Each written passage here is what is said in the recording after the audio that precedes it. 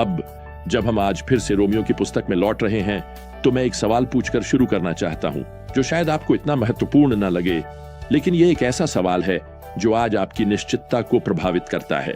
और सवाल यह है, क्या परमेश्वर अपने वादों को इजराइल राष्ट्र के लिए पूरा करेगा? आखिरकार उन्होंने यीशु मसीह को अस्वीकार किया था और आज भी करते हैं, तो क्या परमेश्वर उनके साथ अपना काम पूरा कर चुका है? खैर, प्रेरित पौलुस इस सवाल की पहले से ही कल्पना करते हैं और यहां अध्याय 11 में वह इस सवाल को उठाते हैं और उसका उत्तर भी पद 1 में देते हैं। तो मैं पूछता हूं, क्या परमेश्वर ने अपनी प्रजा को ठुकरा दिया है? बिल्कुल नहीं। पौलुस ने जो शब्द ठुकराया के लिए इस्तेमाल किया है, उसका अर्थ है किनारे कर देना या फेंक देना। अब शायद आप सोच रहे हैं, अरे इसका मुझसे क्या लेना देना है? अगर आप यह सवाल पूछ रहे हैं तो एक बात तो तय है कि आप यहूदी नहीं हैं, क्योंकि आप शायद यह जानना चाहेंगे। लेकिन आपके लिए इसका महत्व यह है, अगर परमेश्वर अपने वचन को इजराइल राष्ट्र के लिए पूरा नहीं करता, तो आप कैसे जानेंगे कि वह अपना वचन आपके लिए पूरा करेगा? क्या परमेश्वर आंशिक रूप से विश्वसनीय है या उसका वचन पूरी तरह से भरोसेमंद है? मेरे पास एक पिकअप ट्रक था जो आंशिक रूप से ही भरोसेमंद था। जब उसकी दूरी 1,90,000 मील के करीब पहुंच गई, तो उसमें कुछ नया गड़बड़ होने लगा। असल में हर बार जब मैं किसी ट्रैफिक सिग्नल पर रुकता, तो तापमान मीटर की सुई तुरंत ऊपर चढ़ने लगती थी। तो मैंने अपनी उंगली से उस तापमान मीटर पर जोर से थपथपाया। यही मेरी ऑटो रिपेयर की समझ है।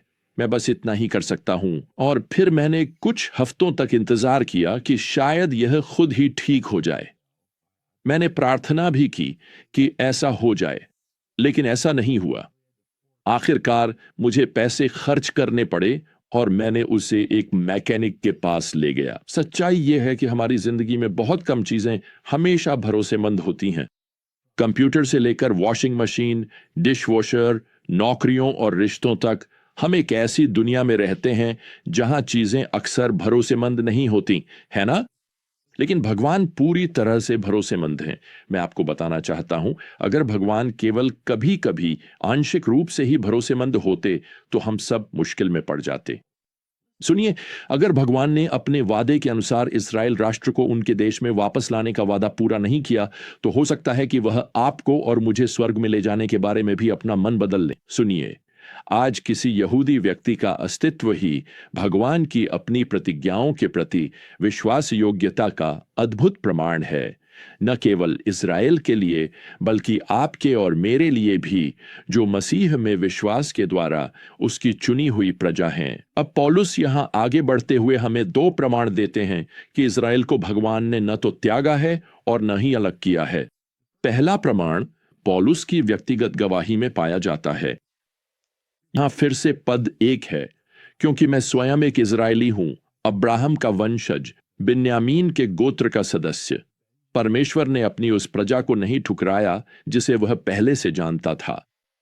देखिए, पौलुस यहां कह रहे हैं कि अगर परमेश्वर ने मसीह को अस्वीकार करने के बाद इस्राएलियों के साथ अपनी वाचा को समाप्त करने का निर्णय लिया होता, तो वह मेरे जैसे एक इस्राएली को अपना प्रेरित दूत क्यों चुनते? ऐसा लगता है जैसे पौलुस अपने पाठकों को याद दिला रहे हैं, सुनो, इज़राइल या अब्राहम की वाचा से मुझसे अधिक कोई जुड़ा हुआ नहीं है।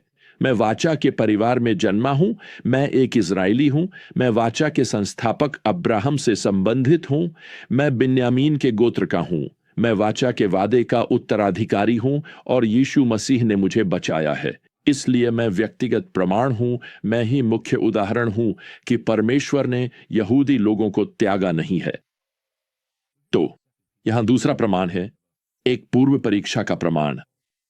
पौलुस यहां पद 2 में लिखते हैं, क्या तुम नहीं जानते कि शास्त्र एलिय्याह के बारे में क्या कहता है कि वह इज़राइल के विरुद्ध परमेश्वर से प्रार्थना करता है, हे प्रभु, उन्होंने तेरे भविष्यद्वक्ताओं को मार डाला है, उन्होंने तेरे वेदियों को ढा दिया है और मैं ही अकेला बचा हूं और वे मेरी जान लेना चाहते हैं।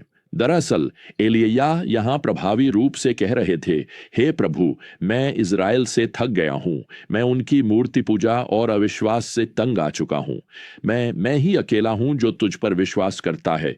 तू चाहे तो फिर से शुरू कर सकता है और एक नया राष्ट्र बना सकता है। तो पौलुस यहां पद 4 में लिखते हैं, तो परमेश्वर ने उसे क्या उत्तर दिया, यानी एलिय्याह को, मैंने अपने लिए 7,000 पुरुषों को बचा कर रखा है जिन्होंने बाल के आगे घुटने नहीं टेके। दूसरे शब्दों में परमेश्वर यहां एलिय्याह को सूचित करते हैं कि उन्होंने इस्राएल के भीतर एक अवशेष को बचा कर रखा है, हजारों अनुयायियों को। अब पौलुस इन सब प्रमाणों को यहां जोड़ते हैं और पद 5 में यह सारांश वाक्य लिखते हैं, इसी प्रकार वर्तमान समय में भी एक अवशेष है जो अनुग्रह से चुना गया है। देखिए प्रियजनों, यहां फिर से परमेश्वर के अनुग्रह का वही विषय है। इस्राएल को परमेश्वर की वाचा की प्रतिज्ञाओं की भविष्य में प्राप्ति, एक वास्तविक भूमि, एक वास्तविक सिंहासन, एक वास्तविक राज्य जैसा की भविष्यवाणी की गई है। यह सब परमेश्वर के अनुग्रह से जुड़ा हुआ है। इस्राएल को चुना गया था। क्या इस्राएल को इसलिए संरक्षित किया जा रहा है क्योंकि वे इसके योग्य हैं? नहीं, अनुग्रह से, अवांछित कृपा से।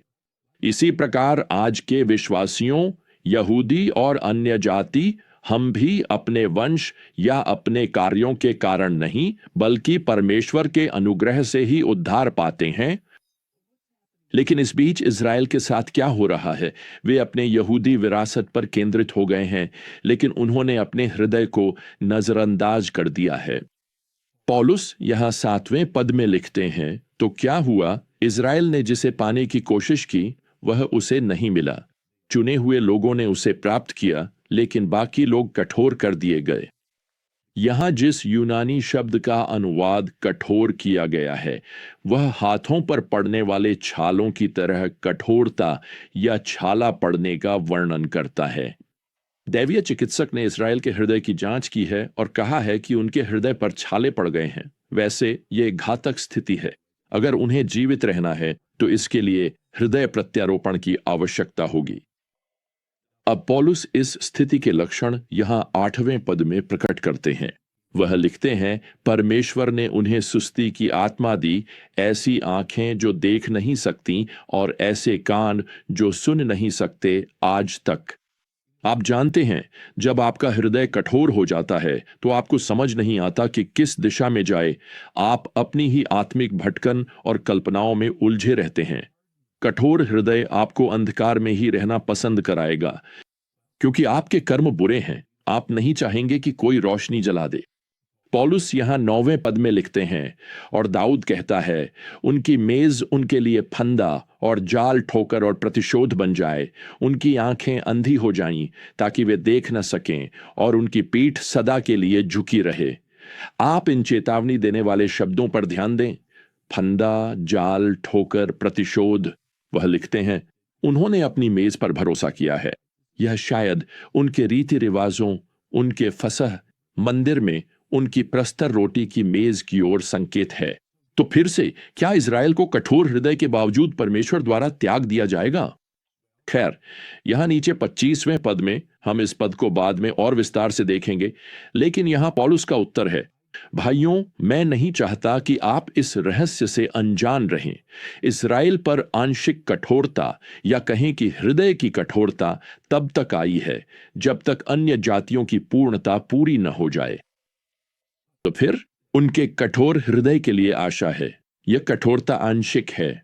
दूसरे शब्दों में, आज भी व्यक्तिगत यहूदी मसीह में विश्वास ला सकते हैं, लेकिन चाहे आप आज यहूदी हों या अन्य जाति, आप केवल एक ही तरीके से उद्धार पा सकते हैं। आपको उद्धारकर्ता के पास दौड़ना ही होगा। स्वर्ग में सुरक्षित पहुंचने की आपकी एकमात्र आशा वही है।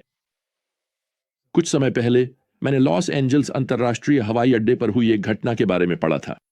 एक बड़ा सूटकेस था जिस पर कोई निशान नहीं था, न ही कोई दावा करने वाला था, और आखिरकार उस दिन वहां तैनात अमेरिकी सीमा शुल्क एजेंटों का ध्यान उस पर गया। जब उन्होंने सूटकेस खोला तो उन्हें उसमें एक युवा ईरानी महिला का सिकुड़ा हुआ शव मिला। वह कई दिनों से मृत थी। जांच में पता चला कि वह महिला अमेरिका में रहने वाले एक युवा ईरानी व्यक्ति की पत्नी थी। संयुक्त राज्य में प्रवेश के लिए वीजा प्राप्त करने में असमर्थ होने के कारण उसने खुद ही कदम उठाया और तय किया कि वह खुद को हवाई जहाज के कार्गो बे के जरिए अमेरिका में तस्करी कर ले जाएगी। दुर्भाग्यवश जिस सूटकेस में वह थी उसे दबाव युक्त और गर्म कार्गो बे में नहीं रखा गया था और वह उड़ान के दौरान ही जल्दी मर गई। प्रियजनों, मैं आपको बताना चाहता हूं कि कोई भी अपनी मर्जी से स्वर्ग के द्वार तक नहीं पहुंच सकता। कोई भी चोरी छुपे किसी पिछली गली से राज्य में घुसपैठ नहीं कर सकता। प्रवेश पाने का एकमात्र तरीका है मुक्तिदाता के लाल रक्त से मुहर लगा वीजा। यीशु ने स्वयं कहा, मैं ही मार्ग हूं, सत्य हूं और जीवन हूं। मेरे द्वारा बिना कोई पिता के पास नहीं आ सकता। इसलिए जैसा कि पौलुस कहता है, यहूदी लोग यहां पद 10 में जो कर रहे थे उसी तरह कानून के बोझ तले अपनी कमर मत झुकाओ। मसीह के सुसमाचार के माध्यम से आओ, परमेश्वर के वचनों पर निर्भर रहो। वह पूरी तरह से विश्वसनीय है। वह इज़राइल से किए गए हर वचन को पूरा करेगा।